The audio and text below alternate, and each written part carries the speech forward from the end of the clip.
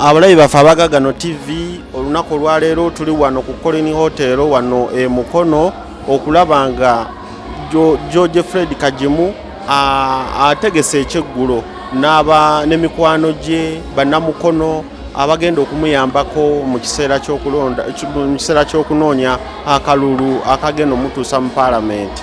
Ebintu bingi ebikonge bingi eby'amaanyi bizze ebya DP abantu bangi ab'enjawulo abeetabye ku kyeggulo kino mu kiseera kino. George Fred Kajimu ndowooza guno gwe mulundi gwakubiri okulaba nga ayagala okwesimbawo oba ayagala okukiikirira bannamukono municipality mu Parliament, naye olunaku olwaleero nga bwenkunyonyodde nti tuli ku kyeggulo ebikonge ebya DP bingi ebizze okulaba nga bimukwatirako okulaba nga oba oli awo afuna obuwanguzi obunamutuusa mu Parliament.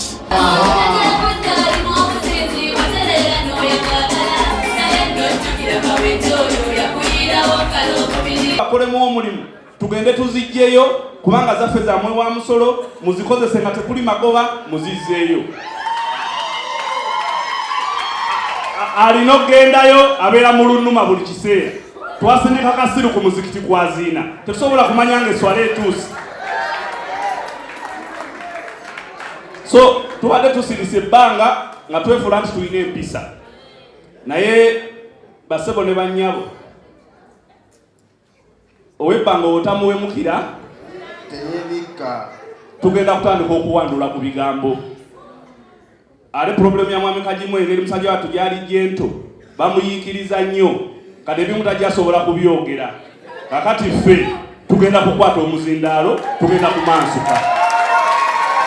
David Musika Lyankolo wano e Mukono ku Colin Hotel.